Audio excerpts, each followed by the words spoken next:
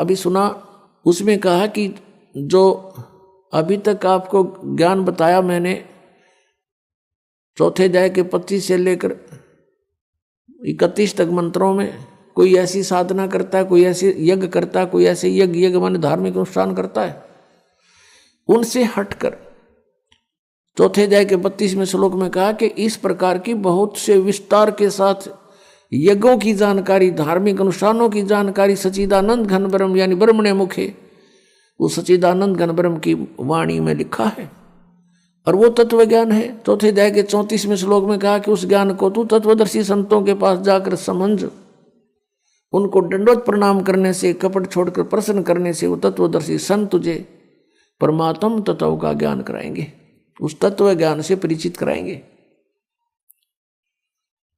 तो यहां 15वें अध्याय के 1 से लेकर 4 में तत्वदर्शी संत की पहचान बताई है। वो कैसा होगा? ऊर्ध्व मूलम अधः शाखम अश्वत्थम प्राहु अव्यम छंदासी यस्य प्रणानी ये तम वेद स वेदवित। ऊपर को जड़ वाला, नीचे को तीनों गुण रूपी शाखा वाला, ये एक अविनाशी पीपल का वृक्ष तुल जानो, इस संसार रूपी वृक्ष समझो, और इसके पत्ते आदि सभी विभाग हैं, छंद हैं, और यह तम वेद इस अज्ञान में छुपे हुए इस संसार रूपी वृक्ष के सभी विभागों को जो जानता है, स वेदवित, वह तत्वदर्शी संत है, वह वेद के तात्पर्य को जानने वाला। 15वें अध्याय के 1 से लेकर 4 का जो तात्पर्य है श्लोक का, कि वो तत्वदर्शी संत है और इस संसार रूपी वृक्ष की ऊपर को जड़ है, नीचे को तीनों गुण रूपी शाखा है। रजगुण ब्रह्मा, सदगुण विष्णु, तमगुण शिव जी तो शाखा है। गीता ज्ञानदाता कहता है कि इसके बारे में तत्वदर्शी संत बताएंगे। उसने केवल इतना ही कहकर छोड़ दिया है। फिर कहा कि तत्वदर्शी संत की प्राप्ति के उपरांत परमेश्वर के उस परम पद की खोज करनी चाहिए। 15वें अध्याय के 4 श्लोक में परमेश्वर के उस परम पद की खोज करनी चाहिए, जहां जाने के बाद साधक फिर लौटकर कभी संसार में नहीं आते।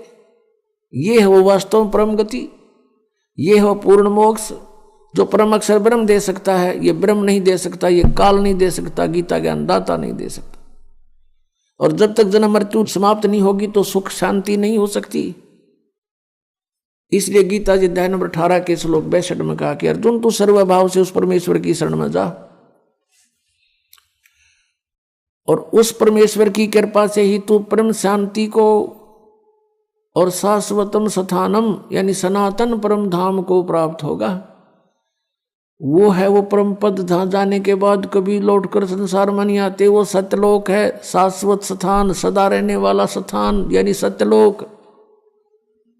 हम फिर लौट कर आते हैं 7वें अध्याय के 18वें श्लोक पर। गीता जी अध्याय नंबर 8 के श्लोक नंबर अब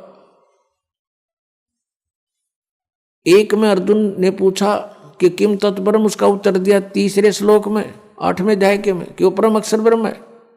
8वें अध्याय के 5 और 7 में तो गीता ज्ञानदाता कहता है मेरी भक्ति कर मुझे प्राप्त होगा, लेकिन युद्ध करना ही पड़ेगा। यानी यहां शांति नहीं, ओम से शांति कभी नहीं हो सकती। ओम के जाप से जन्म मृत्यु सदा रहेगी और कर्म ये युद्ध करना ही पड़ेगा। फिर 8वें अध्याय के 8, 9, 10 में ये स्पष्ट किया है कि 17वें अध्याय के 23वें श्लोक में तो वो मंत्र बताया जिससे भगवान सच्चिदानंद घन ब्रह्म मिलेगा, उसकी प्राप्ति होगी। और उसकी प्राप्ति के बाद फिर जन्म मृत्यु कभी नहीं होता, सनातन परम धाम प्राप्त होगा। तो यहां बताया कि उसकी भक्ति जो करता है, तत्वदर्शी संत की खोज करके, तत्वदर्शी संत से ये उपदेश प्राप्त करके, ओम तत्सत का, ओम तत्सत ये जाप नहीं है। ओम तो सीधा सरपुरुष का, ब्रह्म का, और तत् और सत ये सांकेतिक है।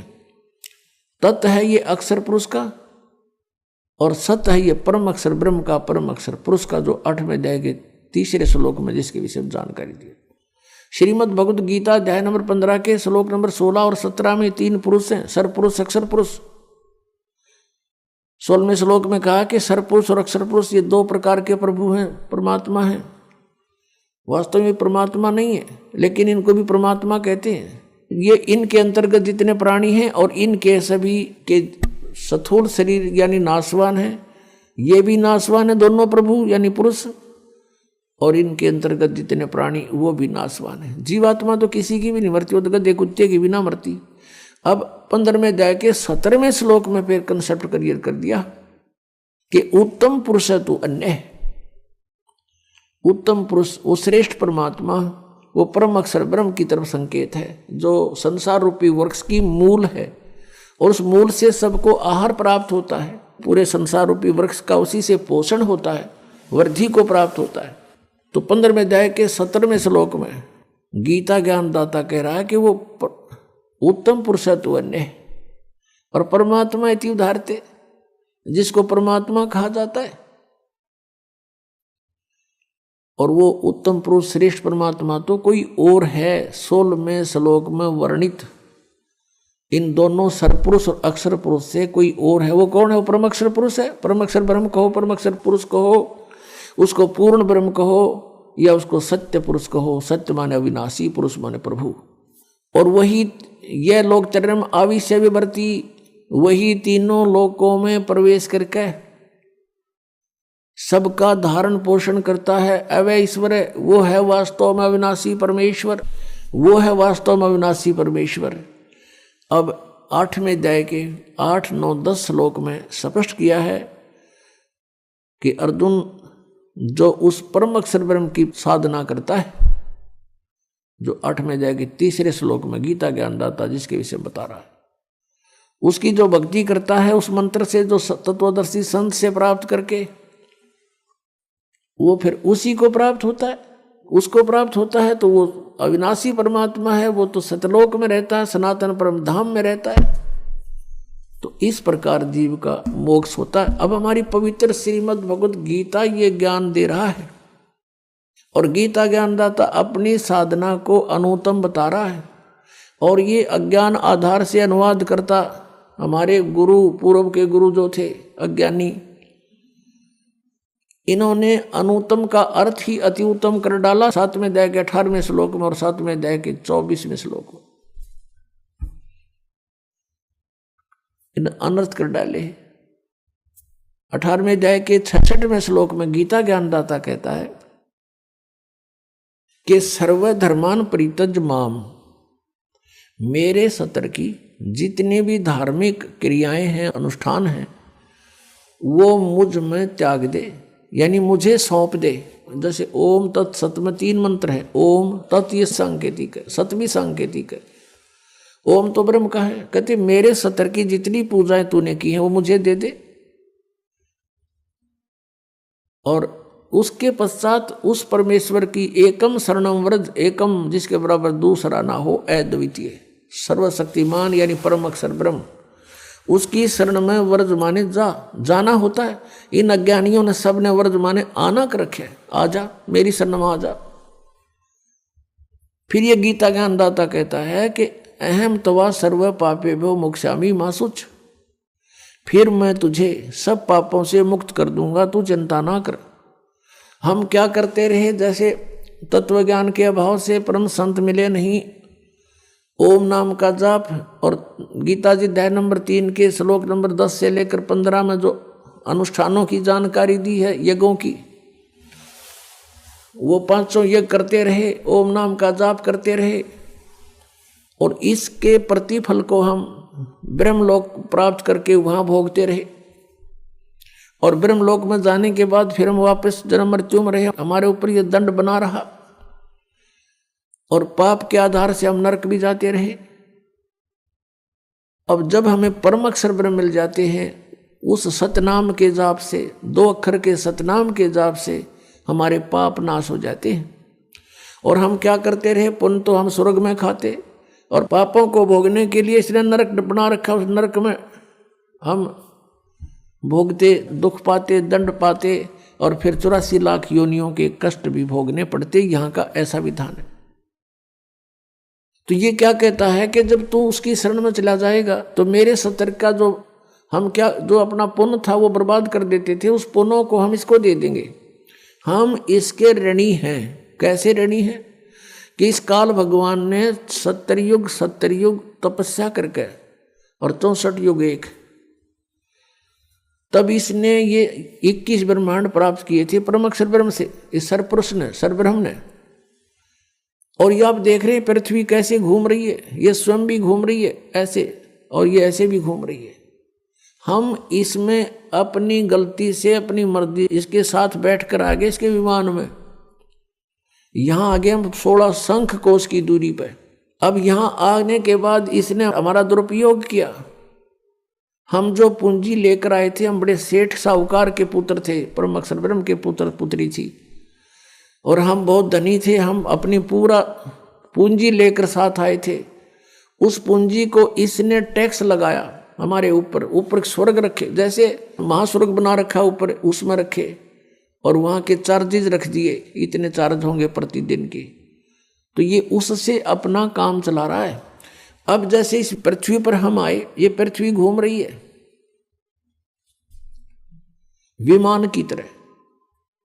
तो इसका जो चार्ज इसने रख रखा है, वो चार्ज हमसे लेता है। अपने आत्मा जैसे एक बार ये दास यहाँ से दिल्ली से पुणे गया था जहाज में, एयरप्लेन में।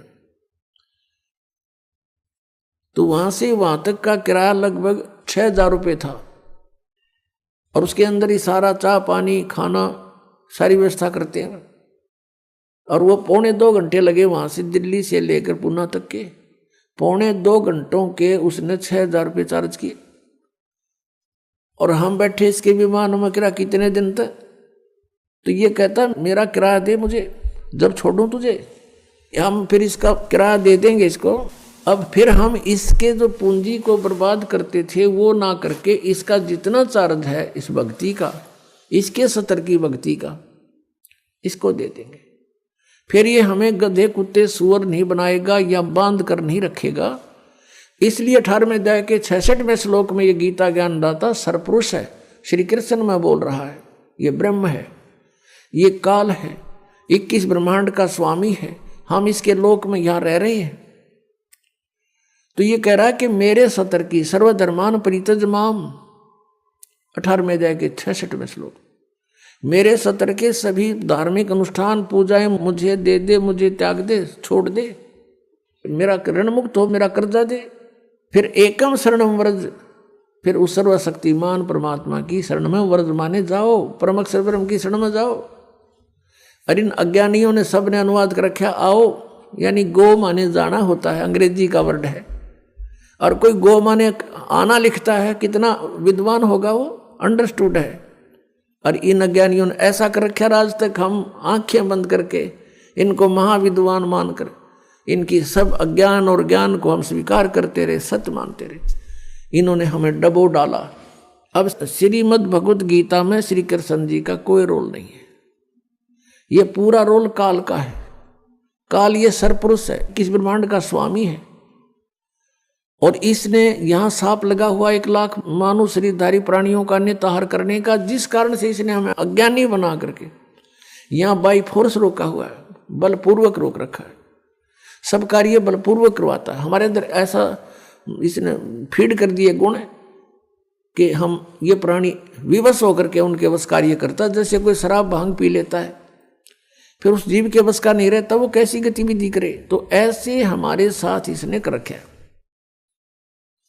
बच्चे उत्पन्न कराता है, खाता है आप, जैसे कसाई बकरियों को इकट्ठा छोड़ देता है, वो संतान उत्पत्ति करते हैं अपनी वासना के वश होकर के, और उन बच्चों में उनकी खूब ममता भी होती है, और काल उनको कसाई खाता है और वो उनको अपने बच्चे मानते रहते हैं। यही सतीथि परमात्मा कबीर जी ने बताई कि तुम यहाँ कसाई के लोक में रह रहे हो, इस काल के लोक में रह रहे हो, और यहाँ तुम्हारी जन्म मृत्यु कभी समाप्त नहीं हो सकती, और ये दुख तुम्हें सदा बने रहेंगे। चाहे स्वर्ग में जाओ, चाहे महास्वर्ग में जाओ, इसके में वहाँ पूरा होते ही समय वापस फिर यहाँ लौट कर आना पड़ेगा। बोलो सतगुरुदेव की जय।